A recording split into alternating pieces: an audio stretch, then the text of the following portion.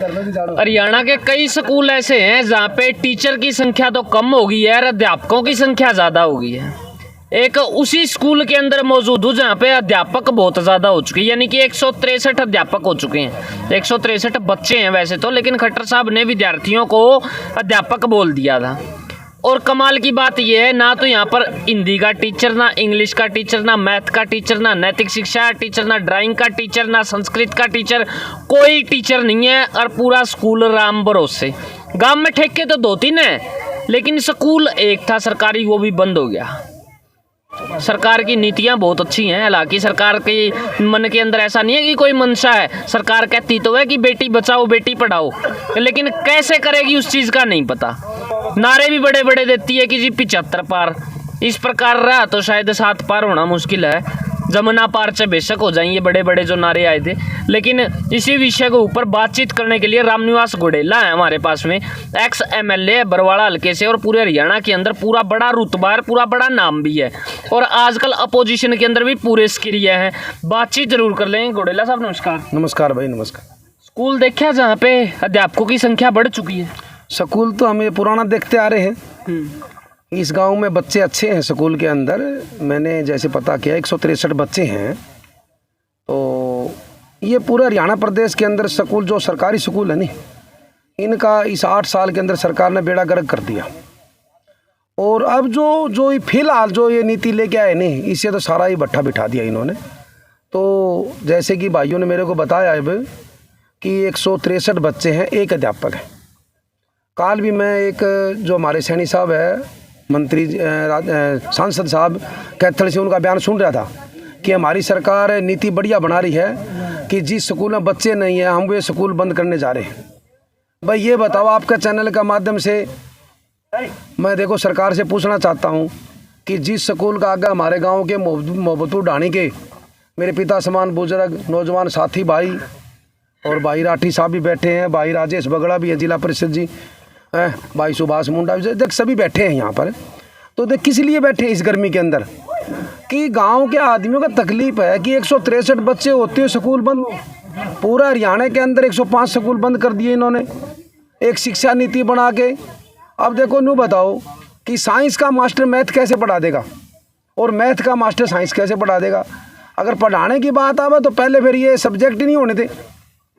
तो सरकार की बड़ी मंशा खराब है। और जहाँ तक हमारे को पता लगा, देखो जो स्कूल सैकड़ों वर्ष पहले हमारे बुजुर्गों ने बनाए, ज़मीन किसी भाई ने दान में दी स्कूल को, और कहीं ग्राम पंचायत की ज़मीन थी, और आज सरकार ने आपका नाम करवाने का काम कर रही है। इसका मतलब ये है सरकार इन स्कूलों को बंद करके सरकारी ज़मीन को स्कूलों को बेचेगी। तो सरकार की बड़ी मंशा खराब है। और यही पता है मुख्यमंत्री जी को और सरकार को कि स्कूलों के अंदर गरीब बच्चे पढ़ते हैं, और प्राइवेट स्कूलों में जिसका काम ठीक चल रहा है वे पढ़े है। तो सरकार एक तरफ से ये भी कर रही है, नहीं देखो हम 1100 रुपये दे देंगे, आप प्राइवेट स्कूल में पढ़ाओ। तो सरकार की मंशा सरकारी स्कूलों को बंद करने की है। इनमें अच्छी सुविधा दो। संस्कृति मॉडल स्कूल बना दिए, क्या इन्होंने कोई बिल्डिंग बनाई? आज तक इन्होंने एक भी नई बिल्डिंग बनाई हो तो बताओ। उसी बिल्डिंग का नाम टेक दिया संस्कृति मॉडल स्कूल, और फीस कितनी कर दी? 500 रुपये। हमारे समय में जो राजीव गांधी जी की सोच थी, उसमें जवाहर नवोदय स्कूल की लेके आए थे। उसके अंदर SC BC बच्चों को बिल्कुल फ्री शिक्षा मिलती थी, और मिलती भी है। और ये था जवाहर नवोदय स्कूल में जो बच्चा पढ़ गया, हर आदमी सोचता कि मेरा बच्चा कामयाब होगा। तो देखो हमारी सोच में इनकी सोच में कितना, और जर्नल की फीस सिर्फ 250 रुपये थी उसके अंदर। तो देखो इनकी सोच बड़ी खराब है। इनकी सोच एक ही है कि सरकारी संस्थाएं सारी बंद हो जाए, रोडवेज बंद हो जाए, प्राइवेट लेके आगे किलोमीटर स्कीम कर दी। इसी तरह हॉस्पिटल बंद करने जा रहे हैं। इसी तरह से पब्लिक हेल्थ का महकमा, जितने भी सरकारी महकमे हैं, ये सरकार बंद करने जा रही है।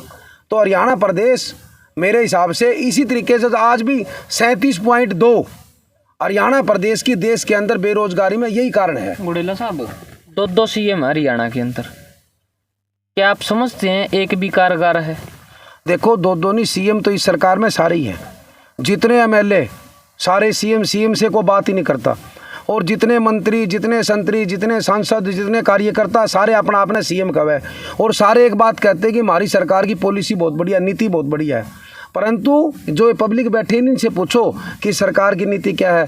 यहाँ पर गांव मोहब्बतपुर ढाणी के मेरे ख्याल में पहली बार मेरे ख्याल में इन लोगों ने धरना दिया। कभी धरना नहीं देते ये लोग, कभी नहीं देते। इनको को शौक ही नहीं धरना देने का। मैं आपको बताऊं बात, इन लोगों के पास समय नहीं है, काम बहुत है इनके पास।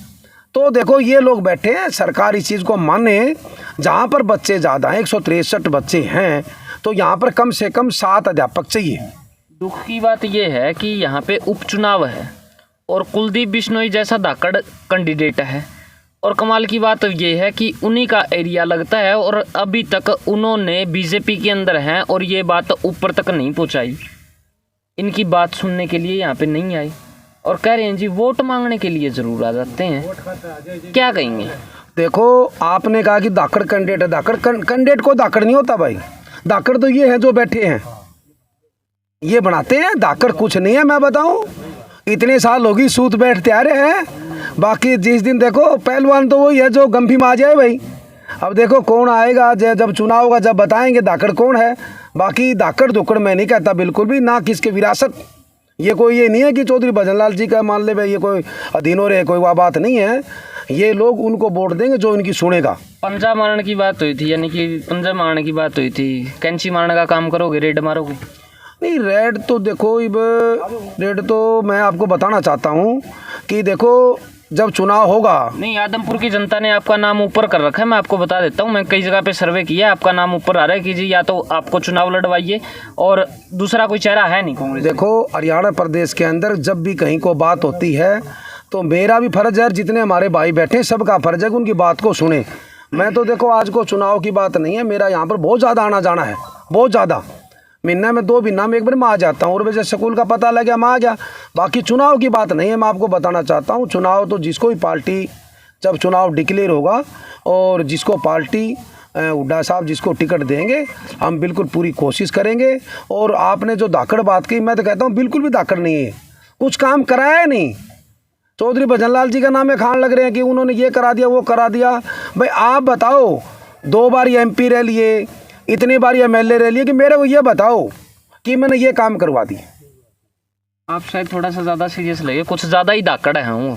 ना ना ना ना ना धाकड़ आपका चैनल है भाई। देखो आप कहते हो धाकड़ है, भाई मनोज राठी से पूछ लिए भाई धाकड़ है कौन ही ना। जब धाकड़ को 2 बार ही बोल दिया जाए ना तो सामने वाला समझ जाता है। ना ना ना ना कुछ नहीं, धाकड़ धुकड़ हम नहीं मानते बिल्कुल भी। धाकड़ हम नहीं मानते, आपको बताऊं छोटे भाई, धाकड़ है पब्लिक जिसके साथ लगेगी वो धाकड़ है। ठीक है नी? चलो बहुत बहुत धन्यवाद।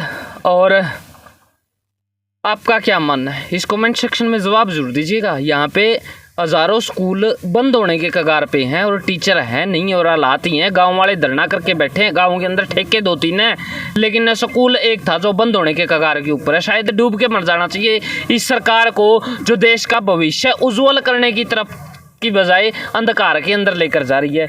ये हालात है भाई साहब। धाकड़ एक हिसाब से है आदमपुर पूरे हरियाणा का सबसे गंदा शहर है, सबसे गंदा शहर है। इतने खड्डे हो रहे हैं वहाँ, व्यापारियों का सारा माल बीजे है, 6-6 फुट पानी खड़े हो जाए। अभी सीवरेज का हाल है बिल्कुल बेहाल है। दुकान 2-2 लाख रुपया 3-3 लाख रुपया भाड़ा है दुकान का आगे पानी भरे खड़े हैं अंदर।